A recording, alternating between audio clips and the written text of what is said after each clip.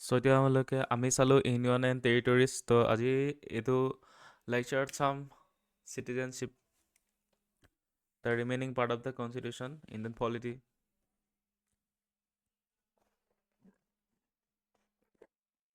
তাৰ আগত ক'ব বিচাৰিছোঁ, যিসকলে এই ইবুকখন পাব বিচাৰিছে তেওঁলোকে তলত ডেছক্ৰিপশ্যনত গৈ কিনি আপোনালোকে লিংক পাই যাব, তাত গৈ কিনি আপোনালোকে ইবুকখন পাৰচেছ কৰিব পাৰিব।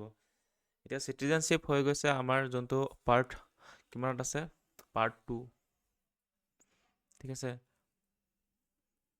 Part 2 of the constitution. Article কিমানৰ পৰা আছে? আৰ্টিকল আছে 5 to 11, ঠিক আছে। Article 5 to 11 under part 2 of the constitution, that is citizenship. ইয়াত চিটিজেনৰ কথা লিখা আছে, গতিকে আমি চাই লওঁ। প্ৰথমতে আহিলে যে rights only to citizen and rights to alien. এতিয়া আমাৰ যোনখিনি চিটিজেন হয়, ঠিক আছে, যোনখিনি আমাৰ নাগৰিক হয় ভাৰতৰ, তেওঁলোকৰ কিছুমান ৰাইটছ আছে যিবোৰ কেৱল আমাৰ ভাৰতৰ নাগৰিকসকলেহে এনজয় কৰিব পাৰে, ঠিক আছে। কেৱল সেই ৰাইটসমূহ, অধিকাৰসমূহ কেৱল মাত্ৰ আমাৰ চিটিজেনক দিয়া আছে। সেইখিনি কি আমি চাই লওঁ। They enjoy all the civil and political right. গোটেইখিনি চিভিল, যেনেকৈ আমাৰ কি ৰাইট আছে, তিনিটা ৰাইট আছে। এটা চিভিল, এটা আছে ইকনমিকেল, পলিটিকেল, ছ'চিয়েল। তাৰ ভিতৰতে সেইটোৱে কৈছোঁ, চিভিল, যোনখিনি চিভিল চিটিজেনছখিনিয়ে এনজয় কৰিব পাৰে সেইখিনি হৈ গ'ল চিভিল, ঠিক আছে। They enjoy all the civil and political rights. তাৰপিছত কৈছে, প্ৰথমতে কৈছে কোনটো ৰাইটছ পায়, তেওঁলোকে আৰ্টিকল 15 পায়, ঠিক আছে। আৰ্টিকল 15টো কি হৈছে? সেইটো হৈছে right against discrimination on grounds of religion, race, caste, sex and birth place. গতিকে আৰ্টিকল 15টো কেৱল মাত্ৰ চিটিজেনে এনজয় কৰিব পাৰে। তাৰপিছত আহি গ'ল আৰ্টিকল 16। এইটো আমি ফাণ্ডামেণ্টেল ৰাইটছ যেতিয়া পঢ়িম সেইটো চাম। এতিয়া অকল আমাৰ জনা দৰকাৰ যে কোনকেইটা ৰাইট কেৱল মাত্ৰ চিটিজেনে পায়। সেইটো গ'ল, প্ৰথমতে হৈ গ'ল আৰ্টিকল 15। তাৰপিছত হৈ গ'ল আৰ্টিকল 16, যোনটো হৈছে right to equality opportunity in the matters of public employment. যোনটো পাব্লিক এমপ্লয়মেণ্ট আছে, অৰ্থাৎ চৰকাৰী চাকৰিৰ ক্ষেত্ৰত যোনটো ইকুৱেল অপৰচুনিটি, সেইটো হৈছে আৰ্টিকল 16। সেইটো কেৱল মাত্ৰ ইণ্ডিয়ান নাগৰিকৰ কাৰণে, ভাৰতৰ চিটিজেনৰ কাৰণে, ভাৰতৰ নাগৰিকৰ কাৰণে, ইণ্ডিয়ান চিটিজেনৰ কাৰণে, ঠিক আছে। এইটো কেৱল মাত্ৰ ৰাইট কোনে পায়? চিটিজেনে পায়। তাৰপিছত হৈ গ'ল আৰ্টিকল 19। 19টো কি হৈছে? সেইটো হৈছে ৰাইট টু ফ্ৰীডম, ঠিক আছে। Freedom of speech and expression, assembly, association, movement, residence, profession, গোটেইখিনি আৰু freedom of, right to freedom. ফ্ৰীডমৰ ভিতৰত স্পীচ, কথা কোৱা, এক্সপ্ৰেছন, তাৰপিছত এছেম্বলি, তাৰপিছত এছ'চিয়েশ্যন বনাব পাৰে, ৰাইট টু এছ'চিয়েশ্যন, তাৰপিছত মুভমেণ্ট আছে, তাৰপিছত ৰেচিডেঞ্চ আছে, থাকিব পাৰে, তাৰপিছত প্ৰফেশ্যন আছে, যিকোনো প্ৰফেশ্যন ল'ব পাৰে। তো তেনেকুৱা ধৰণৰ কথা। তো সেইটো আৰ্টিকল কি হৈ গ'ল? আৰ্টিকল হৈ গ'ল 15, আৰ্টিকল 16 এণ্ড আৰ্টিকল 19। তাৰপিছত আৰু দুটা আৰ্টিকল কেৱল মাত্ৰ চিটিজেনে এনজয় কৰে, সেইটো হৈ গৈছে আৰ্টিকল 29 এণ্ড 30। এইকেইটা হৈছে কালচাৰেল এণ্ড এডুকেশ্যনেল ৰাইটছ। তাৰপিছত আৰু এটা ৰাইট এনজয় কৰে, সেইটো হৈছে vote in election to the Lok Sabha and legislative assembly. মানে লোকসভা এণ্ড যোনটো বিধানসভা, দুটাৰ যোনটো ভোট দিয়াৰ অধিকাৰ, সেইটো পায় ইণ্ডিয়ান চিটিজেনে। গতিকে কেইটা হৈ গ'ল? এটা, দুটা, তিনিটা, চাৰিটা, পাঁচটা হৈ গ'ল। তাৰপিছত আৰু এটা পায়, right to contest for the membership of the parliament and the state legislature. যোনটো MP এণ্ড MLA ইলেকশ্যন হয়, তাৰ কাৰণে কি কৰিব পায়? কণ্টেষ্ট কৰিবলৈ এইটো ৰাইটটো আছে ইণ্ডিয়ান চিটিজেনৰ, ঠিক আছে। এইটো 6টা হৈ গ'ল। তাৰপিছত হৈ গ'ল যে eligibility to hold certain public offices, that is president of India. কিছুমান পাব্লিক অফিচেছ হোল্ড কৰিবলৈ পায় ৰাইট, অধিকাৰ পায়, যোনটো হৈছে প্ৰথমটো হৈ গ'ল প্ৰেছিডেণ্ট অফ ইণ্ডিয়া পায়, ঠিক আছে। আৰু ইণ্ডিয়ান চিটিজেনে কি পায়? তাৰপিছত ভাইচ প্ৰেছিডেণ্টৰ কাৰণে পায়, মানে কি হয় এলিজিবিলিটিটো। তাৰপিছত পায় জাজেছ হ'ব পাৰে তেওঁলোকে, ছুপ্ৰিম কোৰ্ট হওক নাইবা হাই কোৰ্টছ হওক। তাৰপিছত government states, governor of the states, গভৰ্ণৰসমূহ, যোনবোৰ ৰাজ্যৰ গভৰ্ণৰ থাকে তেওঁলোকে সেইটো পায়। তাৰপিছত এটৰ্নি জেনেৰেলো পায়। তাৰপিছত advocate general of the states. গতিকে ইণ্ডিয়ান চিটিজেনে গোটেইখিনিৰ কাৰণে এলিজিবিলিটি লাভ কৰে, ঠিক আছে। তো এতিয়া ৰাইট টু এলিয়েন, এতিয়া যেনেকৈ আমাৰ ইণ্ডিয়ান চিটিজেনৰ ৰাইট আছে, তেনেকৈ কিছুমান এলিয়েন, যোনবোৰ চিটিজেন, এলিয়েন মানে হৈ গৈছে যোনবোৰ বাহিৰৰ পৰা আহি কিনি ইণ্ডিয়াত থাকেহি, ঠিক আছে। মানে ভাৰতৰ নহয়, ভাৰতৰ বাহিৰৰ নাগৰিকসকল, তেওঁলোকে ইণ্ডিয়াত থাকিলে তেওঁলোকে কি ৰাইট পায় সেইটো চাম আমি। তো সেইটো হৈছে এলিয়েনছ আৰ দ্য চিটিজেন অফ চাম আদাৰ ষ্টেট। কিছুমান বেলেগ দেশৰ তেওঁলোকে নাগৰিক আৰু সেইবাবে তেওঁলোকে do not enjoy all the civil and political rights. চব তেওঁলোকে গোটেইখিনি civil and political rights enjoy নকৰে, কেতিয়াবা কেইটামান ৰাইট পায়, সেইকেইটা আমি ৰাইট চাই পাই লওঁ, সেইকেইটা ৰাইটকেইটা আমি চাই ল'ম। তো কৈছে যে অল আদাৰ ৰাইটছ একচেপ্ট এই যোনটো আৰ্টিকেল 15, 16, 19, 29, 30 এই ৰাইটছকেইটাৰ বাহিৰে বাকী গোটেইখিনি ৰাইটছ পায়, ঠিক আছে। কিন্তু এই কেৱল 15, 16, 19, 29, 30 এই যোনকেইটা 5টা ৰাইট আছে, ফাণ্ডামেণ্টেল ৰাইটছ আছে, সেইকেইটা কেৱল মাত্ৰ ইণ্ডিয়ান চিটিজেনৰ কাৰণে। তো এনেকুৱা কুৱেশ্যনো আহে কেতিয়াবা, which of the article can only enjoyed by the citizen of India, তেনেকৈ আহে। তো তাত 16 থাকিব পাৰে, তাৰপিছত বাকীকেইটা মানে নাথাকিব পাৰে, বেলেগ বেলেগ আৰ্টিকেল দিব এইকেইটাৰ বাহিৰে, নহ'লে এই গোটেইকেইটা আৰ্টিকেলো দি দিব পাৰে, মাজতে বেলেগ এটা চেঞ্জ কৰি দিব পাৰে। গতিকে আপোনালোকে জানিব লাগিব কোনকেইটা fundamental rights for the citizen of India. তো সেইটোৱে তো হৈ গ'ল, এইকেইটা গম পাই গ'ল এতিয়া 15, 16, 19, 29, 30 only for the Indian citizen. তাৰপিছত হৈ গ'ল however enemy alien do not enjoy protection against the arrest and detention. গতিকে আৰু এটা আমাৰ আৰ্টিকেল আছিলে, সেইটো হৈছে আৰ্টিকেল 22, যোনটো হৈছে protection against arrest and detention. গতিকে এনিমি এলিয়েন্স ক'লে যোনখিনি আমাৰ এনিমি কাণ্ট্ৰি, ফৰ এক্সাম্পল পাকিস্তানৰ যদি চিটিজেনক এই ইণ্ডিয়াত যদি থাকে, তেতিয়াহ'লে তেওঁলোকে আৰ্টিকেল 22, যোনটো হৈছে protection against the arrest and detention, এইটো এনজয় নকৰে। তাৰপিছত এটা নোট এটা দিছে, নোটটো হৈছে যে in India both a citizen by birth as well as naturalise citizen are eligible for the office of the president, while USA only citizen by birth and not a naturalized citizen is eligible for the office of the president. এতিয়া আমাৰ citizenship পোৱাৰ কিছুমান technique আছে, ঠিক আছে, কিছুমান ৱে আছে। গতিকে ইণ্ডিয়াত এই যোনটো নেচাৰেলাইজডৰ জৰিয়তে নেচাৰেলাইজড ৱেত মানে এটা চিটিজেনশ্বিপ পায়, ঠিক আছে, ইণ্ডিয়াৰ যোনে মানে ইণ্ডিয়াত বহুত দিনৰ পৰা আছে, চাকৰি সূত্ৰে আছে সি, নাই বা বেলেগ কাৰণত আছে সি, ইলিগেল ইমিগ্ৰেণ্ট হ'লে নহ'ব, লিগেল যোনে মাইগ্ৰেণ্ট হৈ কিনি তেওঁলোকে আহি কিনি থাকেহি ইণ্ডিয়াত, তো তেওঁলোকে ইয়াত থাকি মানে ইণ্ডিয়াৰ হাৱা পানী পাই যায়, ইয়াৰ নেচাৰেলাইজ হৈ যায়, ঠিক আছে, নেচাৰেলি মানে ইণ্ডিয়ান নিচিনাই বনি যায়। তো তেওঁলোককো মানে কিছুমান ক্ৰাইটেৰিয়া আণ্ডাৰত চাৰ্টিফিকেট দিয়া হয় চিটিজেনৰ। গতিকে যদি ইণ্ডিয়াত তেনেকুৱা কোনোবা ব্যক্তি আহি নেচাৰেলাইজ জৰিয়তে যদি ইণ্ডিয়ান চিটিজেনশ্বিপ পাইছে, তেখেতসকলো কিহৰ কাৰণে, প্ৰেচিডেণ্টৰ কাৰণে তেওঁলোকে এলিজিবল হ'ব। কিন্তু যোনটো ইউ এছত তেনেকুৱা নহয়। ইউ এছত প্ৰেচিডেণ্ট হ'বলৈ হ'লে তেওঁলোকৰ এলিজিবিলিটি ক্ৰাইটেৰিয়া সেইটো তাত জন্ম হ'বই লাগিব। নেচাৰেলাইজ জৰিয়তে ইয়াৰ পৰা বোলে ইণ্ডিয়াৰ পৰা গৈ কিনে তাত বোলে ইণ্ডিয়ান আমেৰিকান চিটিজেনশ্বিপ পাইছে, তেতিয়াহ'লে নহ'ব, তাত জন্ম হ'ব লাগিব। তাত জন্ম মানে বাই বাৰ্থ চিটিজেনশ্বিপ যোনে পাইছে তাত তেওঁলোকেহে মানে পাব, মানে প্ৰেচিডেণ্টৰ এলিজিবিলিটি লাভ কৰিব। গতিকে সেইটোৱে হৈছে, তো গম পালে ইউ এছত মানে প্ৰেচিডেণ্ট হ'বলৈ তাতে জন্ম হ'বই লাগিব। আৰু ইণ্ডিয়াত নহ'লেও হ'ব মানে কি আৰু তেওঁলোকৰ চিটিজেনশ্বিপ থাকিব লাগিব, বেলেগ বাহিৰৰ দেশৰ পৰা আহি কিনি যদি ইণ্ডিয়াত চিটিজেনশ্বিপ পায় তেতিয়াও হ'ব, মানে তেওঁলোকে হ'ব পাৰিব। তো কৈছে British citizen staying in India cannot claim right to freedom of trade and profession. আৰু এটা আছে ইয়াত যে যোনখন ব্ৰিটিছ চিটিজেনছখিনি আছে তেওঁলোকে ইণ্ডিয়াত থাকি কিনি freedom of trade and profession মানে সেইটো নাপায় মানে, ঠিক আছে। তো সেইটো এটা জানিবলগীয়া কথা, সেইটো UPSC দিছিলে 1999ত। তো এইটো এটা কথা, কাৰণ এবাৰতো লুটি থৈ গৈছে ইষ্ট ইণ্ডিয়া কোম্পানী হৈ কিনি বেপাৰ কৰিবলৈ আহিলে, কি হ'ল, গোটেই 200 বছৰ ৰাজত্ব কৰি থৈ গ'ল। তো আকৌ সেইটো ৰিক্সটো ল'ব বিচৰা নাই আৰু ইণ্ডিয়া। তাৰপিছত হৈ গৈছে এতিয়া কনষ্টিটিউশ্যনেল প্ৰভিজন কি আছে, তো এইটো আমি চমুকৈ পঢ়ি লওঁ, সেইটো ইমান নাচালেও গুৰুত্ব, কিন্তু জানিবলগীয়া কথা। It is only identifies the person who became citizen of India and at its commencement. তাৰপিছত এইটোৱে কি কৰে, প্ৰভিজনখিনিয়ে কেৱল মাত্ৰ সেই চিটিজেনখিনিক মানে কি কৰে, আইডেণ্টিফাই কৰে যোনখিনিয়ে মানে ইণ্ডিয়া যেতিয়া কমেন্সমেণ্ট হৈছিলে, ষ্টাৰ্ট হৈছিলে অন 26 জানুৱাৰী 1950, সেইখিনিৰ ওপৰত মানে আইডেণ্টিফাই কৰে মানে এই কনষ্টিটিউশ্যন প্ৰভিজনটোৱে, ঠিক আছে। তাৰপিছত হৈ গ'ল neither of any permanent nor any elaborate provision, আৰু একো তেনেকুৱা ধৰণৰ পাৰ্মানেণ্ট এলাবৰেট প্ৰভিজন নাই। It does not deal with the problem of the acquisition or loss of citizenship subsequent to its commencement. তো তেনেকুৱা ধৰণৰ কোনো প্ৰভিজন নাই। তাৰপিছত কৈছে empowers the parliament to enact the law on the matter of the relating citizenship. তো পাৰ্লিয়ামেণ্টৰ ওচৰত কি আছে পাৱাৰ আছে যে তেওঁলোকে চিটিজেনশ্বিপৰ ওপৰত এমেণ্ডমেণ্ট কৰিব পাৰিব ল' বনাব পাৰিব ঠিক আছে তাত কোনো মানে স্পেচিয়েল হেৰি নালাগে আৰু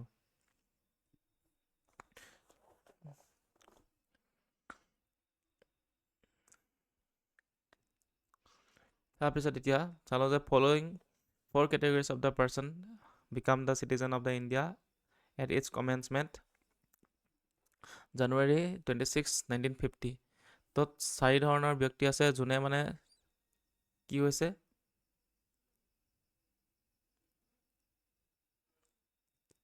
চিটিজেন পাইছে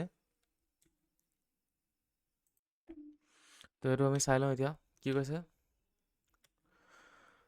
কৈছে এই 4টা কেটেগৰী যোনটো আৰ্টিকল 5 আৰ্টিকল 6 আৰ্টিকল 7 আৰ্টিকল আৰু কি আছে 8 আছে এই যোনটো 4টা কেটেগৰী হা এই 4টা কেটেগৰীৰ ওপৰত কথা কৈছে যে following 4 categories of the person became the citizen of India on its commencement on January মানে এই 4টা কেটেগৰীৰ মানুহ এই জানুৱাৰী যোনটো 26 1950 যেতিয়া ভাৰতৰ কমেন্সমেণ্ট হৈছিলে তেতিয়া এটি চিটিজেনশ্বিপ পাইছে কোনে কোনে পাইছে সেইটো হৈ গৈছে আৰ্টিকল 5ত কি লিখা আছে person who had its domicile in India and also' fulfil any one of the 3 conditions যোন ইণ্ডিয়াৰ মানে ডমিচাইল হয় আৰু লগতে তলৰ যিকোনো এটা কেটেগৰী ফ'ল' কৰে সি চিটিজেনশ্বিপ সি হৈ গৈছে নাগৰিক ভাৰতৰ ঠিক আছে অট'মেটিকলি পাব মানে সিহঁতি এইটো হৈছে if he was born in India যদি ভাৰতত জন্ম হৈছে ছেকেণ্ডটো হৈছে neither of his parents was born either of his parents born in India যিকোনো যদি তেওঁলোকৰ গাৰ্জেন ইণ্ডিয়াত জন্ম হৈছে নহ'লে if he had been ordinarily resident in India for 5 years immediately before commencement of the constitution became a citizen of India যদি তেওঁলোকে আগতে ভাৰতত নাছিলেও তাৰপিছতো যদি তেওঁলোকে কি হৈছে এই ডেটটোৰ 5 বছৰ আগৰ পৰা তেওঁলোকে আছে ঠিক আছে তেতিয়াহ'লে এই ডেটটোৰ পৰা 5 বছৰৰ ভিতৰত 5 বছৰৰ পৰা তেওঁলোকে আছে 5 বছৰ কমপ্লিট হৈছে তেতিয়াহ'লে তেওঁলোকে চিটিজেনশ্বিপ পাই যাব যিকোনো এটা মানে ক্ৰাইটেৰিয়া ফুলফিল কৰিব লাগে তাৰপিছত নেক্সট আৰ্টিকল 6ত কি লিখা আছে 6ত লিখা আছে যে a person who migrated to India from Pakistan যোনে পাকিস্তানলৈ গুচি গ'ল ভাৰতৰ পৰা তাৰপিছত তাৰ যিকোনো হ'লেও পেৰেণ্টছ কোনোবা মাক হওক বাপেক হওক ঠিক আছে পেৰেণ্টছ আৰু নহ'লে তেওঁলোকৰ যোনটো পাৰ্চন গুচি গ'লগৈ পাকিস্তানলৈ ইণ্ডিয়াৰ পৰা সেই ব্যক্তিজনৰ যদি কোনোবা মাক বাপেক যিকোনো এক পেৰেণ্টছ মানে তেওঁলোকৰ গ্ৰাণ্ড পেৰেণ্টছ যদি বৰ্ণ হৈছে আনডিভাইডেড ইণ্ডিয়াত ঠিক আছে আৰু তাৰ ভিতৰত যদি তলৰ দুটা কণ্ডিশ্যনৰ ভিতৰত যিকোনো এটা ফুলফিল কৰে সিও মানে কি পাই যাব চিটিজেনশ্বিপ পাই যাব তো সেইটো হৈছে প্ৰথমতে হি migrated to India before July 1948 স্বাধীনতাৰ যদি পিছত জুলাই 19ত আহি গৈছে জুলাই 19ৰ আগত আহি গৈছে ইণ্ডিয়ালৈ তেতিয়াহ'লে he had been ordinarily resident in India since the date of his migration যেতিয়াৰ পৰা সি ভাৰতত আহিলে তেতিয়াৰ পৰা সি ইণ্ডিয়ান চিটিজেন বনি গ'ল ঠিক আছে it had been ordinarily resident in India since the date of his migration তেতিয়াৰ পৰা তেখেতে আহিল জুলাই 19 তাৰিখৰ আগত যদি আহিছে তেতিয়াহ'লে বনি গ'ল তাৰপিছত হৈ গৈছে he migrated to India before July 1948 He had been ordinarily resident in India since the date of his migration, residence for 6 months before registration. ঠিক আছে তো সেইটোৱে কথা জুলাই 19ৰ আগত যদি আহিছে আৰু সি যদি ইণ্ডিয়াত আছে 6 মাহলৈকে তাৰপিছত ৰেজিষ্টাৰ কৰিছে তেতিয়াহ'লে তেখেতে ইণ্ডিয়ান চিটিজেনশ্বিপ পাই যাব কাৰণ তেখেতৰ কোনোবা পেৰেণ্টছ নহ'লে গ্ৰাণ্ড পেৰেণ্টছ আনডিভাইডেড ইণ্ডিয়াৰ মানে মানুহ হ'ব লাগিব ঠিক আছে তাৰপিছত হৈ গ'ল এ পাৰ্চন হু মাইগ্ৰেটেড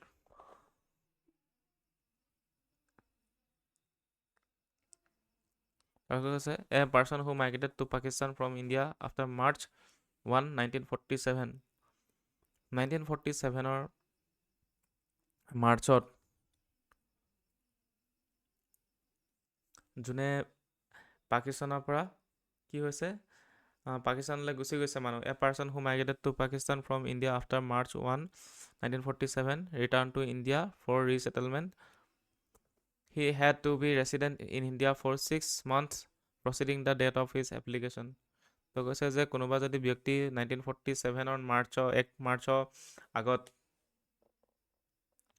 1 মাৰ্চৰ পাছত যদি গুচি গৈছে তেতিয়াহ'লে সি যদি আকৌ ইণ্ডিয়ালৈ গুচি আহিছে ইণ্ডিয়া ভাগলৈ তেতিয়াহ'লে 1947লৈকে কি আছিলে মাৰ্চ 1লৈকে আনডিভাইডেড ইণ্ডিয়া আছিলে নাই তো এইটো ছাইডলৈ গুচি গ'লগৈ যেনিবা ঠিক আছে ইয়াৰ পৰা আকৌ পাকিস্তানৰ পৰা আকৌ ইণ্ডিয়ালৈ গুচি আহিলে মানে কি হোৱাৰ কাৰণে ৰিছেটেলমেণ্টৰ কাৰণে কাৰণ তাততো এখনতো ডাইৰেক্ট এখন বেলেগখন কাণ্ট্ৰি বনি গ'ল তাৰপিছত যদি তেওঁলোকে ইণ্ডিয়াত যদি আকৌ ঘূৰি আহিছে বোলে এইডোখৰ জেগাতে থাকিলে এইডোখৰত বৰ্ডাৰ মাৰি দিলে ইয়াৰ পৰা যদি ঘূৰি আহিছে তেতিয়াহ'লে কি হ'ব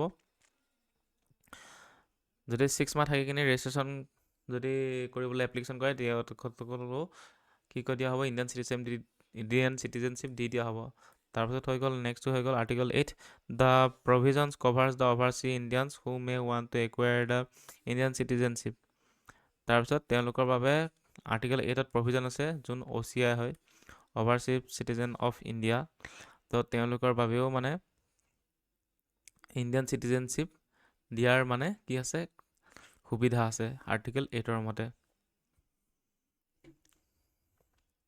তো সেইটোৱে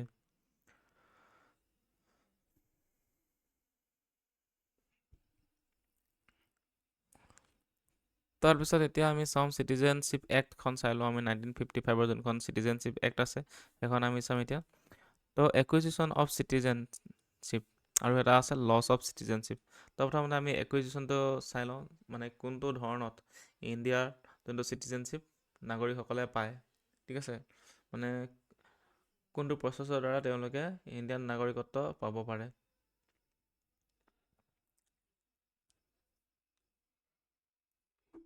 তো প্ৰথমতে হৈ গ'ল বাই বাৰ্থ কোনোবা যদি ইণ্ডিয়াত জন্মগ্ৰহণ কৰিছে তেতিয়াহ'লে তেওঁলোকে পাই যাব চিটিজেনশ্বিপ তো তাৰো কণ্ডিশ্যন কিছুমান আছে সেইটো হৈছে এ পাৰ্চন বৰ্ণ ইণ্ডিয়া আফটাৰ অৰ অন জানুৱাৰী 26 1950ত যদি কোনোবা জন্মগ্ৰহণ কৰিছে নহ'লে তাৰ পাছত জন্মগ্ৰহণ কৰিছে তেতিয়াহ'লে তেওঁলোকে চিটিজেনশ্বিপ পাব ঠিক আছে যোনটো এই টাইম পিৰিয়ডটো আছে 1950 জানুৱাৰী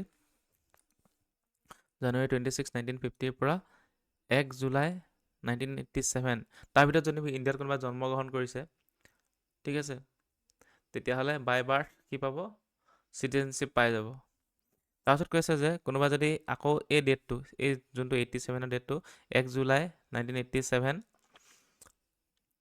তাৰপিছত জন্মগ্ৰহণ কৰিছে আৰু তেখেতৰ কোনো মাক নহ'লে বাপেক ইণ্ডিয়ান চিটিজেন হয় তেতিয়াহ'লে তেওঁলোকে চিটিজেনশ্বিপ পাই যাব বাই বাৰ্থ ঠিক আছে কৈছে যে born in India after on or after July 1 1987 citizen only if the either of his parents is a citizen of India at the time of his বাৰ্থৰ সময়ত তেওঁৰ যদি মাক নহ'লে বাপেক কোনোবা এটা যদি কি ইণ্ডিয়ান হয় তেতিয়াহ'লে চিটিজেনশ্বিপ পাই যাব তাৰপিছত হৈ গৈছে বৰ্ণ in India after December 3 2004 are considered citizen of India if both of their parents are citizen of India তো একদম চিম্পল ফাণ্ডা চিধা চিধি কৰিছোঁ এই ডেটটো কোনোবা যদি 1950 পৰা 1987 এই সময়ছোৱাত কোনোবা যদি জন্মগ্ৰহণ কৰিছে ইণ্ডিয়াত তেওঁলোকে ডাইৰেক্ট বাই বাৰ্থ চিটিজেনশ্বিপ হৈ গ'ল তাৰপিছত এহঁতৰ যোনখিনি পুতেক জীয়েক হ'ব সেইখিনি সময়টো ধৰা হৈছে 1987ৰ পৰা 2000 কিমানলৈকে 2004লৈকে ঠিক আছে তাৰিখটো পাহৰি যাওক এইটো প্ৰথমতে ইয়েৰটো মনত ৰাখক তো এইখিনিত যদি কোনোবাই জন্মগ্ৰহণ কৰিছে তেতিয়াহ'লে এই দুটাৰ ভিতৰত কোনোবা এটা মানে তেওঁলোকৰ মাক বাপেকে কোনোবা এটা মানে কি হ'ল ইণ্ডিয়ান চিটিজেনশ্বিপ হ'লে ডাইৰেক্ট তেওঁলোকে বাই বাৰ্থ কি পাই গ'ল ইণ্ডিয়ান চিটিজেন পাই গ'ল আৰু তাৰপিছত 2004ৰ পিছত যোনখিনি জন্ম হৈছে কিন্তু তেওঁলোকৰ দুটাই মাকো হ'ব লাগিব ইণ্ডিয়ান বাপেকো হ'ব লাগিব ইণ্ডিয়ান তেতিয়া তেওঁলোকে ডাইৰেক্ট চিটিজেনশ্বিপ পাই যাব এতিয়া বৰ্তমান যোনখিনি যিখিনি 2004 জন্ম হোৱাখিনি তো সেইখনৰ মাক বাপেক দুটা যদি ইণ্ডিয়ান হয় তেওঁলোকে বাই বাৰ্থ চিটিজেনশ্বিপ পাই যাব ইণ্ডিয়ান তো সেইটো কথা তাৰপিছত হৈছে যে children of the foreign diplomats post in India and enemy aliens cannot acquire the citizen citizenship by birth, যাৰ মানে ফৰেন ডিপ্ল'মেটছখিনি কাম কৰি আছে ইণ্ডিয়াত, বাহিৰৰ কাণ্ট্ৰি, তাৰপিছত বাহিৰৰ কাণ্ট্ৰিৰ যোনখিনি ফৰেন ডিপ্ল'মেটছ ইণ্ডিয়াত কাম কৰিব আহে নহয়, এম্বেচাডাৰবোৰ থাকে যে, তেওঁলোক নহ'লে যোনখিনি এনিমি এলিয়েন্স আছে, তেওঁলোকৰ যদি কোনোবা পুতেক জীয়েক ইয়াত জন্ম হৈছে, তেওঁলোকে কিন্তু ইণ্ডিয়ান চিটিজেনশ্বিপ নাপায়। এইটো কথা লিখি দিয়া হৈছে যে children of the foreign diplomats posted in India and enemy aliens cannot acquire the citizenship of India by birth. তো সেইটোৱে, তেওঁলোকে জন্ম হ'লেও নাপায় মানে ইয়াত। তাৰপিছত প্ৰথমটো হৈ গ'ল বাই বাৰ্থ চিটিজেনশ্বিপ পায়, ছেকেণ্ডটো হৈ গ'ল বাই ডিচেণ্ট পায়।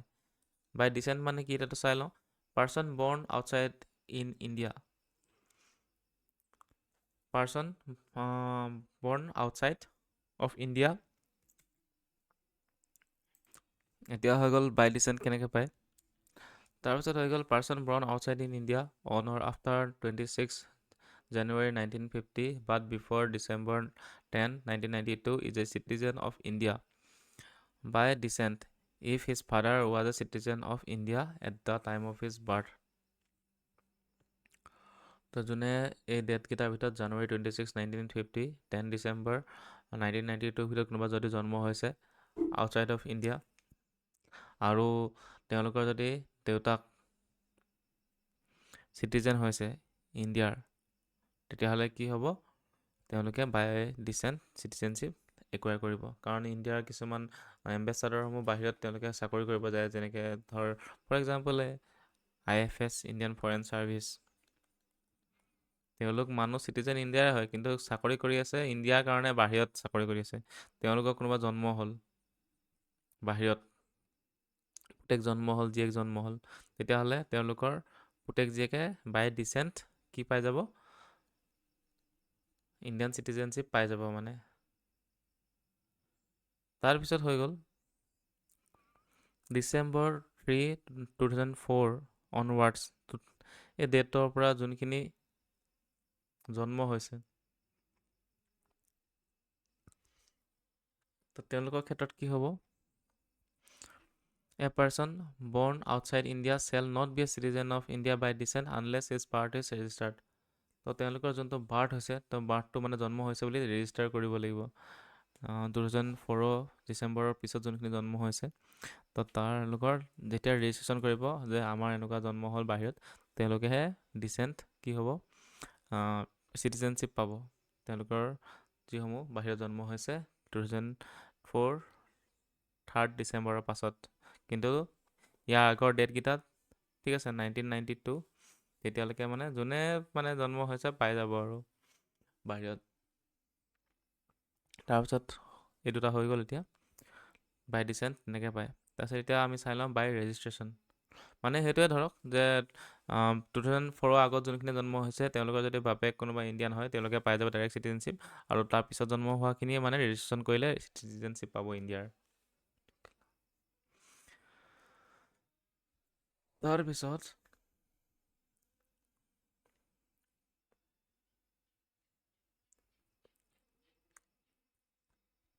এতিয়া আমি চাওঁ বাই ৰেজিষ্ট্ৰেশ্যন কেনেকৈ পায়।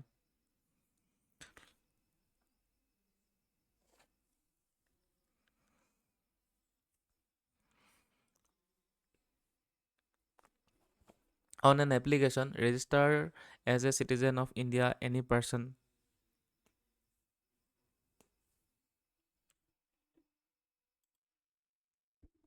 এতিয়া ইণ্ডিয়ান চিটিজেনশ্বিপ দিয়াৰ কিছুমান সুবিধা আছে, সেইটো আছে বাই registration.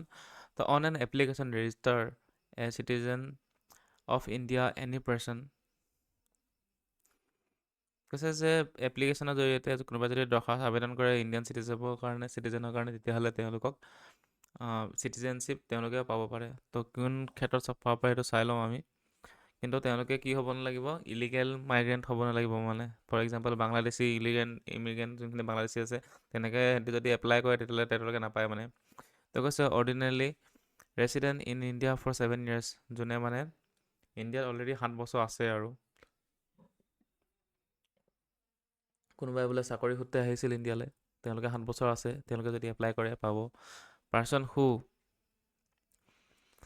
Is married to an Indian citizen and is originally resident in India for 7 years, যদি কোনোবাই ইণ্ডিয়াৰ নাগৰিকক বিয়া পাতিছে, ঠিক আছে,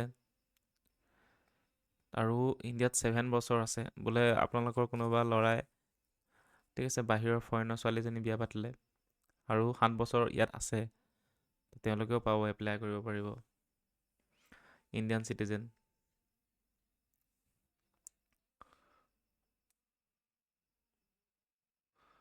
তাৰপিছত হৈ গ'ল যে registered as an overseas citizen of India, card holders for 5 years, যোনটো OCI কাৰ্ড আছে তেওঁলোকৰ যদি 5 বছৰৰ পৰা যদি OCI কাৰ্ড আছে তেওঁলোকে পাব।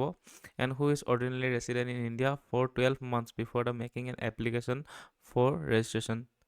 তো 5 বছৰৰ পৰা তেওঁলোকৰ OCI কাৰ্ড আছে, আৰু লগতে কি কৰিব লাগিব, তেওঁলোকে 12 মাহ আহি কিনি 1 বছৰলৈকে তেওঁলোকে ইণ্ডিয়াত থাকি কিনি যদি এপ্লাই কৰিছে, OCI যোনখিনি কাৰ্ড হোল্ডাৰ্ছখিনি আছে তেওঁলোকে পাব ইণ্ডিয়ান চিটিজেনশ্বিপ। তাৰপিছত বাকী আমি চাওঁ বাই নেচাৰেলাইজেশ্যন। নেচাৰেলাইজেশ্যন সেইটোৱে আৰু, যোনে ইণ্ডিয়াত থাকি থাকি তেওঁলোকৰ অভ্যাস হ'ল আৰু যদি তেওঁলোকে এপ্লাই কৰে তেওঁলোকৰ কাৰণেও মানে সুবিধা আছে, কিন্তু তাৰতো কিছুমান কণ্ডিশ্যনছ আছে। On an application grant of a certificate of naturalisation to any person, সেইটোৱে, যোনে ইণ্ডিয়াত থাকি থাকি তেওঁলোকৰ নেচাৰটো ইণ্ডিয়ান নিচিনা হৈ থাকিলে আৰু তেওঁলোকে যদি এপ্লাই কৰে তেওঁলোকে পাব, কিন্তু তাতো কিছুমান কণ্ডিশ্যন আছে। সেই কণ্ডিশ্যনখিনি হৈছে যে তেওঁলোকে যদি সেই চিটিজেন যদি যোনখন দেশৰ তেওঁ চিটিজেন হয়, সেই চিটিজেন যোনখন মানুহজন যদি ব্যক্তিজন যোনখন দেশৰ হয়, সেই দেশখনত যদি আমাৰ ইণ্ডিয়াৰ মানুহখিনিক যদি তাতো নেচাৰেলাইজেশ্যনৰ জৰিয়তে চিটিজেনশ্বিপ প্ৰভাইড নকৰে, তেতিয়াহ'লে সেই দেশৰ চিটিজেনক নেচাৰেলাইজেশ্যন আমাৰ ইয়াতো দিয়া নহ'ব মানে। যদি তাত দিব তেতিয়াহ'লে আমাৰ ইয়াত দিব হ'ব মানে, ঠিক আছে। তো তেনেকুৱা ধৰণৰ কণ্ডিশ্যন। তো কৈছে যে not a subject, not a citizen of any country, যিকোনো ধৰণৰ কাণ্ট্ৰি চিটিজেন হ'ব লাগিব য'ত আমাৰ ইণ্ডিয়াৰ চিটিজেনখিনি যদি তাত গৈ আছেগৈ, তাত যদি চিটিজেনশ্বিপ প্ৰভাইড নকৰে নেচাৰেলাইজেশ্যনৰ জৰিয়তে, তাতো মানে আমাৰ ইণ্ডিয়াতো মানে সেই দেশৰ নাগৰিকসকলক মানে আমাৰ ইণ্ডিয়াৰ নাগৰিক বনাই লোৱা নহ'ব মানে। তো সেইটো কথা। তো নেক্সট হৈছে he undertakes the renounce of the citizenship of origin country in the events of his application for Indian citizenship being accepted. যোনটো সময়ত ইণ্ডিয়ান চিটিজেনশ্বিপ পাব তেওঁলোকে মানে কি কৰিব লাগিব, সেই ব্যক্তিজনে যোনখন দেশৰ অৰিজিনেলি চিটিজেন আছিলে সেই দেশখনৰ নাগৰিকত্ব তেখেতে মানে বাদ দিব লাগিব, ঠিক আছে, এৰি দিব লাগিব। কাৰণ ইণ্ডিয়াত ছিংগল চিটিজেনশ্বিপ আছে, ডুৱেল চিটিজেনশ্বিপ নাই। কাৰণ ইণ্ডিয়া যদি চিটিজেন হয় কেৱল মাত্ৰ ইণ্ডিয়াৰে চিটিজেন হ'ব পাৰিব, আকৌ বেলেগ এখন দেশৰ কাণ্ট্ৰিৰ চিটিজেন হ'লে নহ'ব। তো ছেকেণ্ড কণ্ডিশ্যন সেইটো। থাৰ্ডটো হৈছে resided in India or been in the service of government in India, ঠিক আছে, যোনে ইণ্ডিয়াত আছে, ঠিক আছে, আৰু ইণ্ডিয়াৰ গভৰ্ণমেণ্টৰ কাৰণে কিবা চাকৰি কৰি আছে, ছাৰ্ভিচ কৰি আছে, তো তেখেতো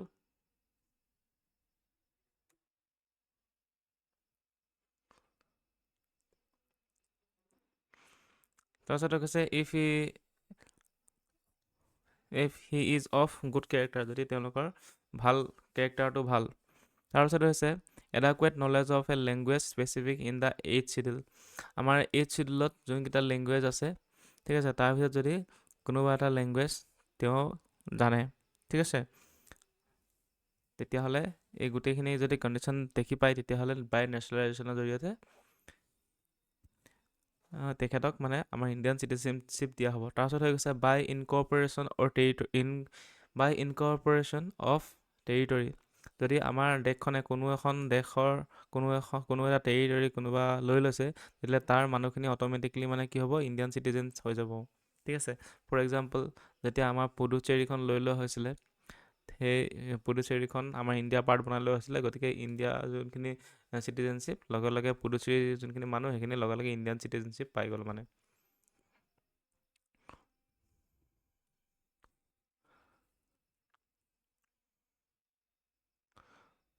তাৰপিছত আৰু চাবলগীয়া হৈ গৈছে যে special provisions as to citizenship of person covered by Assam একৰ্ডৰ জৰিয়তে যোনখিনি মানে চিটিজেন আমাৰ ইণ্ডিয়াৰ চিটিজেন বনাই লোৱা হৈছিলে, সেই চিটিজেনখিনিও ইণ্ডিয়ান চিটিজেনশ্বিপ পাই গৈছে। তাৰপিছত হৈ গৈছে তাৰ সেই কণ্ডিশ্যনৰ ভিতৰত কি কোনখিনিয়ে পাইছে তো কৈছে যে all person of India origin who came to India before January 1966 from Bangladesh who have been ordinarily resident in Assam since the date of their entry into Assam shall deemed to be citizen. তো অসমত মানে যোনখিনি বহুত মানে বাংলাদেশী আহি গ'ল তো এই আছাম একৰ্ডখন কৰা হৈছিলে এই আছাম একৰ্ডৰ প্ৰভিজনছ কি কি আছে যদি কোনোবা পাৰ্চন 1966 জানুৱাৰীৰ আগত আহিছে অসমলৈ আৰু তেওঁলোকে তেতিয়াৰ পৰাই অসমতে আছে তেওঁলোকক চিটিজেনশ্বিপ দি দিয়া হ'ব আৰু এটা আছিলে যে who came to Assam on or after 1 January 1996 but before March 25 1971 from Bangladesh and who has been ordinarily resident in Assam since the date of his entry into Assam who has detected as foreigner shall register himself. তো এই মানুহখিনি যোনখিনি আছিলে কি 1966 জানুৱাৰী 1ৰ পৰা March 25 1971ৰ ভিতৰত যদি আহিছে বাংলাদেশৰ পৰা আৰু তেওঁলোকে যদি ৰেজিষ্টাৰ কৰিছে তেতিয়াহ'লে তেওঁলোককো চিটিজেনশ্বিপ দিয়া হ'ব তো তেনেকুৱা ধৰণৰ কথা তো এইকেইটা ক্ষেত্ৰত মানে ইণ্ডিয়ান চিটিজেনশ্বিপ পাব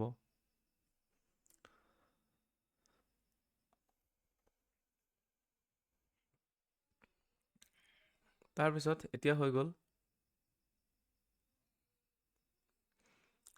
এতিয়া আমাৰ যোনটো চিটিজেনশ্বিপ পোৱাটো এতিয়া আমি চাই ল'লোঁ আমি এতিয়া চিটিজেনশ্বিপ লুজ কেনেকৈ কৰিব চিটিজেনশ্বিপ কাৰোবাৰ পৰা কেনেকৈ লৈ লোৱা হ'ব নহ'লে কেনেকৈ এৰি দিয়া হ'ব তাৰ কণ্ডিশ্যন আছে কিছুমান সেইটো হৈছে প্ৰথমটো বাই ৰেনাউন্সিয়েশ্যন মিনছ কি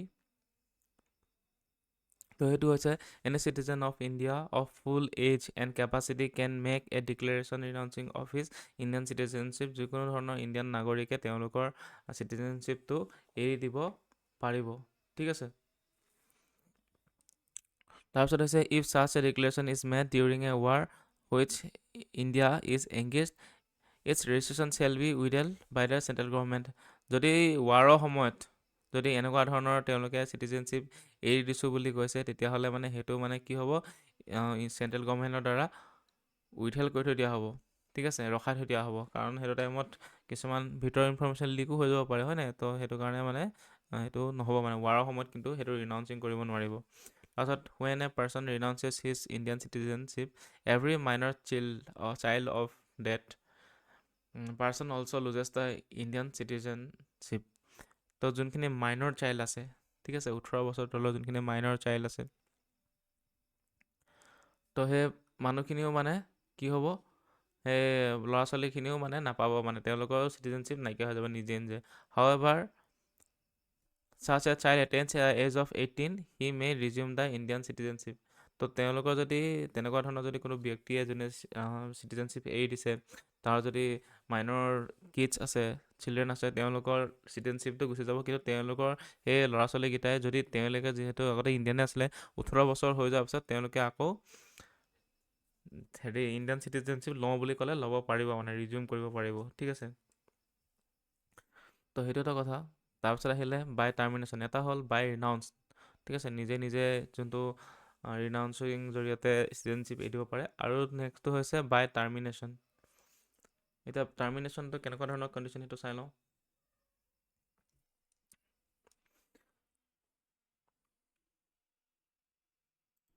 এতিয়া টাৰ্মিনেশ্যনৰ জৰিয়তে কেনেকৈ চিটিজেনশ্বিপ যায় সেইটো চাই লওঁ তো হৈছে when an Indian citizen voluntarily consciously knowingly and without duress undue influence or compulsion acquires the citizenship of any other country his Indian citizenship automatically terminates তো চিম্পল কথা এইটোৱে যে কোনো যদি ব্যক্তিয়ে নিজৰ ফুল কনচিয়াছলি নিজৰ কনচিয়াছনেছৰ জৰিয়তে যদি একো ইনফ্লুৱেঞ্চ নোহোৱাকৈ যদি কোনো ধৰণৰ কাণ্ট্ৰিৰ চিটিজেনশ্বিপ তেওঁলোকে লৈছে তেতিয়াহ'লে আমাৰ ইণ্ডিয়াৰ চিটিজেনশ্বিপটো অট'মেটিকেলি মানে কি হৈ যাব টাৰ্মিনেট হৈ যাব গুচি যাব তাৰপিছত হৈছে do not apply during a war কিন্তু ৱাৰ টাইমত মানে এইটো নহ'ব মানে ঠিক আছে, ৱাৰ টাইমত তেওঁলোকে বেলেগৰ কি কয় চিটিজেনশ্বিপ ল'ব নোৱাৰিব। তাৰপিছত আছে বাই ডিপ্ৰাইভেশ্যন। বাই ডিপ্ৰাইভেশ্যন মানে কি, it is compulsory termination of Indian citizenship by central government. তো এইটো কম্পালচৰি টাৰ্মিনেশ্যন বুলি কৈছে, ঠিক আছে। যদি citizen has obtain the citizenship by fraud, যদি কেনেবাকৈ ফ্ৰড কৰি কিনে যদি ইণ্ডিয়ান চিটিজেনশ্বিপ লৈছে, তো তাৰ লগে লগে খাৰিজ মানে নাইকিয়া কৰি দিয়া হ'ব চিটিজেনশ্বিপ। যদি আকৌ citizen has shown disloyalty to the Indian constitution, তো যদি আমাৰ ইণ্ডিয়ান কনষ্টিটিউশ্যনৰ প্ৰতি যদি লয়েলিটি যদি নাই, তেতিয়াহ'লে তাৰ চিটিজেনশ্বিপটো কি কৰি দিয়া হ'ব, ডিপ্ৰাইভ কৰি দিয়া হ'ব।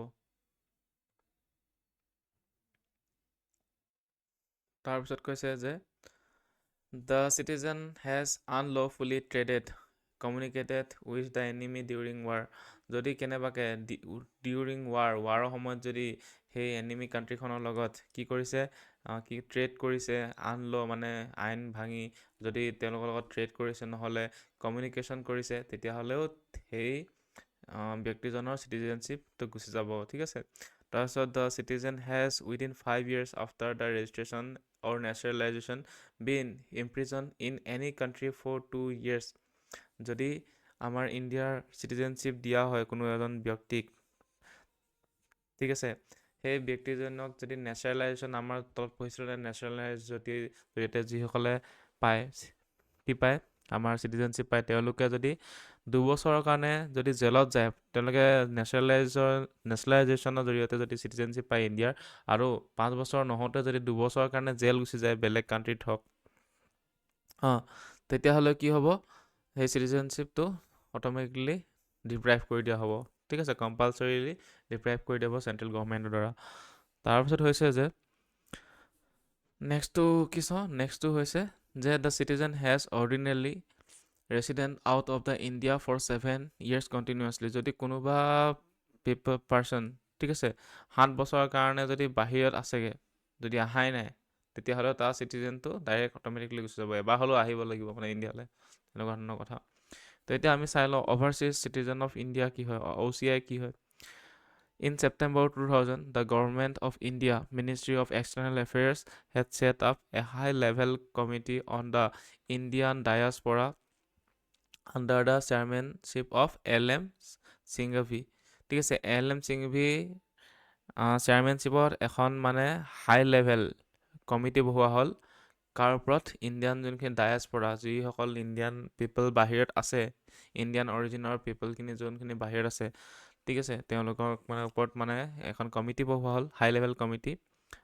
কেতিয়া বহাইছিলে, ছেপ্টেম্বৰ 2000ত, ঠিক আছে। তো কৈছে it's recommended the amendment of the citizenship act, আমাৰ যোনখন চিটিজেনশ্বিপ এক্ট 1955, তালৈ এটা ৰেকমেণ্ডেশ্যন আগবঢ়ালে এমেণ্ডমেণ্ট কৰিবলৈ, এমেণ্ডমেণ্ট মানে সংশোধন কৰিবলৈ, ঠিক আছে। তো কৈছে যে to provide for grant of dual citizenship to the person of the Indian origin, যোনখিনি ইণ্ডিয়ান অৰিজিন আছে, পাৰ্চন অফ ইণ্ডিয়ান অৰিজিন, যাক কি বুলি কোৱা হয়, PIO বুলি কোৱা হয়, তেওঁলোকৰ কাৰণে কি ক'লে, ডুৱেল চিটিজেনশ্বিপ আগবঢ়াবলৈ মানে এটা ৰেকমেণ্ডেশ্যন দিলে, কোনে, চেয়াৰমেনশ্বিপ যোনটো LM Singhvi কমিটিয়ে দিলে, ঠিক আছে। Belonging to the certain specific countries, কিছুমান বিশেষ কাণ্ট্ৰিৰ যোনখিনি ইণ্ডিয়ান ডায়াছপৰা মানুহ আছে, ইণ্ডিয়ান অৰিজিন মানুহ আছে, তাত সেইখিনিক মানে ডুৱেল চিটিজেনশ্বিপ দিব ক'লে। তাৰপিছত ইয়াত কি কৈছে, চিটিজেনশ্বিপ এমেণ্ডমেণ্ট এক্ট 2005ত যোনটো চিটিজেনশ্বিপ এমেণ্ডমেণ্ট এক্ট আহিলে, expanded the scope of grant of OCI for PIO of all countries except the Pakistan and Bangladesh. তাৰপিছত যোনখিনি পাৰ্চন অফ ইণ্ডিয়ান অৰিজিন আছিলে, তেওঁলোকক মানে তেওঁলোকে কি কৰিলে, সংশোধনী কৰি কিনি তেওঁলোকক OCI দিয়া হ'ব বুলি ক'লে। OCI মানে কি হ'ল, অভাৰচিজ চিটিজেন অফ ইণ্ডিয়া বুলি এখন দিয়া হ'ব, ঠিক আছে। কিন্তু বাংলাদেশ আৰু পাকিস্তানৰ বাহিৰে বাকী যিমানখিনি কাণ্ট্ৰি আছে, তাত ইণ্ডিয়ান অৰিজিনৰ যিমানখিনি মানুহ আছে, গতিকে চবকে কি দিয়া হ'ব, OCI কাৰ্ড দিয়া হ'ব, ঠিক আছে, অভাৰচিজ চিটিজেন অফ ইণ্ডিয়া। তাৰপিছত কৈছে as their home countries all dual citizenship under their local laws, ঠিক আছে। কৈছে OCI is not actually a dual citizenship, যোনটো OCI সেইটো এটা ডুৱেল চিটিজেনশ্বিপ নহয়, কিন্তু as the Indian constitution forbids the dual citizenship or dual nationality, তো article 9ত লিখা আছে যে ইণ্ডিয়াত ডুৱেল চিটিজেনশ্বিপ নাই। গতিকে OCI কাৰ্ড দিয়া হ'ব PIO যোনখিনি আছিলে person of origin of Indian person of Indian অৰিজিনখিনি, কিন্তু তেওঁলোকক সেইটোক ডুৱেল চিটিজেনশ্বিপ এইটো আচলতে নহয়, এইটো এটা OCI কাৰ্ড হয়। আৰু OCI কাৰ্ডছৰ কিছুমান বেনিফিটেড আছে, ঠিক আছে। The OCI card scheme was introduce in December 2005ত কি আহিলে চিটিজেনশ্বিপ এমেণ্ডমেণ্ট এক্ট আহিলে, তাৰ মতে OCI কাৰ্ডছ দিয়া হৈছে, ঠিক আছে। OCI কাৰ্ডছ ইন্ট্ৰডিউচ কৰা হ'ল, মানে নতুনকৈ দিয়া হ'ল ইণ্ডিয়ান ডায়াছপৰাখিনিক, ঠিক আছে, ইণ্ডিয়ান পাৰ্চন অফ ইণ্ডিয়ান অৰিজিনখিনিক। তাৰপিছত কৈছে যে citizenship amendment act 2015 replace the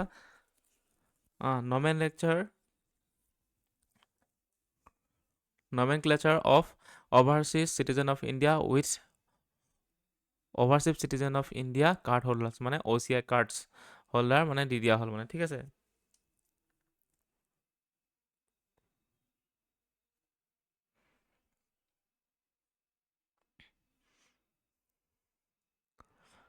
তাৰপিছত এতিয়া কি দি আছে, the comparing NRI PIO and OCI card. এতিয়া আমি চাওঁ যে NRI PIO আৰু OCI এই তিনিটা কাৰ্ড হোল্ডাৰ যাৰ মানে NRI কাৰ্ড আছে, কাৰোবাৰ PIO কাৰ্ড আছে, কাৰোবাৰ OCI কাৰ্ড আছে।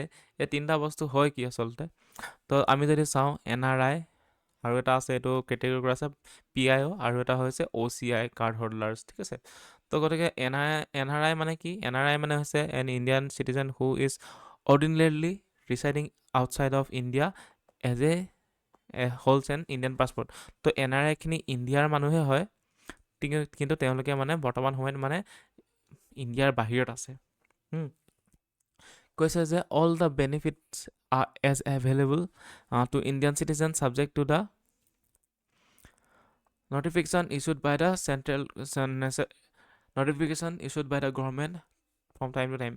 গভৰ্ণমেণ্ট এটা টাইম টু টাইম কিছুমান নটিচ জাৰি কৰি দিয়া হয়, নটিচ দি থাকে, নটিফিকেশ্যন কিছুমান আহি থাকে, ঠিক আছে। আৰু তেওঁলোকৰ বাবে নটিচ দি থাকে, তেনেকৈ কিছুমান চেঞ্জেছ হ'ব পাৰে, কিন্তু ইণ্ডিয়াৰ চিটিজেনখিনিয়ে যিমানখিনি বেনিফিট পায় গোটেইখিনি NRI খিনিও পায়, কাৰণ NRI খিনিও ইণ্ডিয়ান চিটিজেনে হয়, কিন্তু তেওঁলোকে বাহিৰত বৰ্তমান সময়ত কাম কৰি আছে, কোনোবাই ইণ্ডিয়ান পাছপৰ্ট লৈ গৈ কিনি বাহিৰত কিছুমানে কাম কৰি আছে, কিছুমান ইণ্ডিয়া চাকৰি কৰি আছে বাহিৰত গৈ কিনি, ঠিক আছে। তো তেনেকুৱাখিনি হৈছে NRI, যোনখিনি মানে ইণ্ডিয়ান চিটিজেনে হয় আৰু ইণ্ডিয়ান চিটিজেনৰ নিচিনাই ছেইম সুবিধা তেওঁলোকে পায়, ঠিক আছে। ঠিক আছে, অল এক্টিভিটিজ হি চি এন ইণ্ডিয়ান চিটিজেন। গতিকে সেইজন এজন ইণ্ডিয়ান চিটিজেনে হয়, আৰু ইণ্ডিয়াত আহিবৰ কাৰণে কোনো ধৰণৰ ভিজা দৰকাৰ নাই, ঠিক আছে। No' visa required for all activities, he is an Indian citizen. Indian চিটিজেনে হয় NRI খিনি, কিন্তু বাহিৰত মানে কাম কৰি আছে, কোনোবাই পঢ়ি আছে, কোনোবাই চাকৰি কৰি আছে, তেনেকুৱা ধৰণৰ কথা। এতিয়া PIO খিনি কি হয়, এ person who or whose any ancestors was Indian national and who is presently holding other country's citizenship nationality or she is holding a foreign passport। এতিয়া হৈ গৈছে PIO খিনি যাৰ বংশৰ কোনোবা মানুহ এনচেষ্টৰ পূৰ্বপুৰুষ কোনোবা ইণ্ডিয়াৰ আছিলে, আৰু বৰ্তমান সময়ত সেই পাৰ্চনজন ইণ্ডিয়াৰ বাহিৰত আছে, ঠিক আছে। আৰু চিটিজেনশ্বিপ সেই বাহিৰত যোনখন দেশত আছে তাৰে চিটিজেনশ্বিপ তেওঁলোকৰ ওচৰত আছে, তো তেওঁলোকৰ আৰু লগতে ফৰেন পাছপৰ্ট আছে, ইণ্ডিয়ান পাছপৰ্ট নাই মানে, ঠিক আছে। গতিকে তাৰমানে কি, বেলেগ এতিয়া ইণ্ডিয়ান ডায়াছপৰা মানুহখিনি যেনেকৈ আমেৰিকাত আছে, আমেৰিকানে হৈ গ'ল তেওঁলোকে, তেনেকুৱা মানুহখিনি সেইখিনি হৈছে PIO। তাৰপিছত তেওঁলোকৰ যিহেতু বেলেগ এখন কাণ্ট্ৰিৰ চিটিজেন হয়, ঠিক আছে, তো নেশ্যনেলিটি বেলেগ এখন হয়, ইণ্ডিয়াত থকা আমেৰিকাত থকাখিনি আমেৰিকান, ব্ৰিটিছত থকাখিনি ব্ৰিটিছ, তেনেকুৱা সিহঁতি হৈ গ'ল চিটিজেন। গতিকে তেওঁলোকৰ কোনো ধৰণৰ কোনো ধৰণৰ স্পেচিফিক বেনিফিট নাই। Activities as per type of visa obtain, visa লাগিব তেওঁলোকে ইণ্ডিয়াত আহিবলৈ কাৰণে। তাৰপিছত as per citizenship act 1955 he has to be ordinarily resident of India for a period of 7 years before making an application for registration। গতিকে Indian citizen হ'বলৈ হ'লে 1955 citizenship actor মতে তেওঁলোকে 7 বছৰ ইণ্ডিয়াত থাকি ল'ব লাগিব, তেতিয়াহে পাব মানে।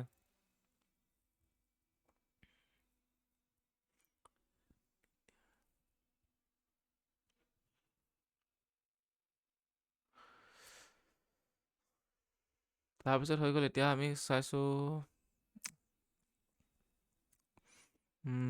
আমি চাম এতিয়া OCI খিনি।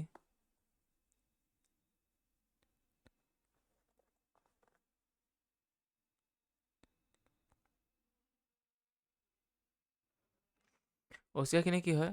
A person registered as a OCI card holders under the Citizenship Act 1955 যোনটো Citizenship Act মতে, ঠিক আছে, OCI কাৰ্ড হোল্ডাৰ্ছ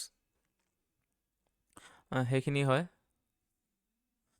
মানে কি OCI কাৰ্ড হোল্ডাৰ্ছ কৰিব পাৰে, মানে OCI কাৰ্ড হোল্ডাৰ্ছ হ'ব পাৰে 1955 চিটিজেনশ্বিপ এক্টৰ মতে। আৰু এইটো এমেণ্ডমেণ্ট কি আছিল 2005ত হৈছিল, ঠিক আছে, 2005 চিটিজেনশ্বিপ এমেণ্ডমেণ্ট এক্টত হৈছিল। তাৰপিছত আছে multiple life long visa for visiting India for any purpose. তেওঁলোকে মানে মাল্টিপল লাইফ লং ভিজা পাব মানে, ঠিক আছে, for visiting India for any purpose, যিকোনো ধৰণৰ পাৰপ'জৰ কাৰণে তেওঁলোকে ইণ্ডিয়াত আহিব পাৰিব। লাইফ লং ভিজা আছে তেওঁলোকৰ। তাৰপিছত required a special permission to undertake research work in India. কিন্তু তেওঁলোকে যদি কিবা ৰিচাৰ্জ কৰিবলগীয়া হয় তেওঁলোকে কিন্তু স্পেচিয়েল পাৰ্মিশ্যন ল'ব লাগিব। তাৰপিছত হৈছে exemption from registration with foreigners regional registration officer. তো সেই যোনখন আছিলে FRROৰ পৰা মানে তেওঁলোকে ৰেজিষ্ট্ৰেশ্যন নকৰিলেও হ'ব মানে, ঠিক আছে, বেলেগ ফৰেনাৰখিনিয়ে কৰিব লাগিব, তেওঁলোকে নকৰিলেও হ'ব। তাৰপিছত কি parity with non resident Indians NRIs in respect of all facilities available to them in economic, financial and educational fields except the matters relating to the acquisition of agricultural or plantation properties. তো সেইটোৱে তেওঁলোকেও NRI নিচিনা সুবিধা পাব economic, financial আৰু এডুকেশ্যনৰ ফিল্ডত, কিন্তু তেওঁলোকে কি কৰিব নোৱাৰিব, মাটি ল'ব নোৱাৰিব, এগ্ৰিকালচাৰেল লেণ্ড, ঠিক আছে, তাৰপিছত এগ্ৰিকালচাৰেল ক্ষেত্ৰত একুইজিশ্যন কৰিব নোৱাৰিব আৰু প্লান্টেশ্যন প্ৰপাৰ্টিজ ল'ব নোৱাৰিব মানে তেওঁলোকে। বাকী NRIখিনিয়ে পাৰিব কিন্তু সিহঁতে নোৱাৰে। Treated as per the non resident Indians in matter of the inter country adoption of the Indian children, ঠিক আছে, NRIখিনিৰ নিচিনা ছেইম ট্ৰিট কৰা হ'ব, treated as per with NRIs in the matter of inter country adoption of Indian children. Inter country যোনটো adoption আছে Indian চিলড্ৰেনৰ, তো সেইটো ক্ষেত্ৰত NRIখিনিৰ নিচিনা ছেইম ট্ৰিট কৰা হ'ব, একেই সুবিধা দিয়া হ'ব। Treated as per the resident of Indian national in matters of the tariff in air fares in domestic sectors of India. যদি ডমেষ্টিক ছেক্টৰত যদি কি কৰিছে টেৰিফৰ ক্ষেত্ৰত এয়াৰ ফেয়াৰৰ যোনখিনি টেৰিফ আছে মেটাৰ্ছ অফ টেৰিফ, তো আমাৰ ডমেষ্টিক ছেক্টৰত যোনখিনি এয়াৰ ফেয়াৰ টেৰিফ আছে তাৰ ক্ষেত্ৰত ইণ্ডিয়ান নেশ্যনেলখিনিৰ নিচিনা তেওঁলোকক ট্ৰিট কৰা হ'ব। তো সেইটোৱে আৰু এক্সট্ৰাকৈ মানে ফৰেন নিচিনা আৰু বেছি টেৰিফ লগোৱা নহ'ব আৰু। তো সেইখিনি আছিলে চিটিজেনশ্বিপ, গোটেইখিনি আপোনালোকে চাই ল'লে আৰু ইমানেই আছিলে। তো বাকীখিনি আমি কি আছে বাকী আহিব নেক্সট পাৰ্টটো আমাৰ ফাণ্ডামেণ্টেল ৰাইটছ পাৰ্ট 3, ঠিক আছে, আৰ্টিকল 12ৰ পৰা 35লৈকে। তো সেইখিনি আমি নেক্সট ভিডিঅ'ত আলোচনা কৰিম। ধন্যবাদ।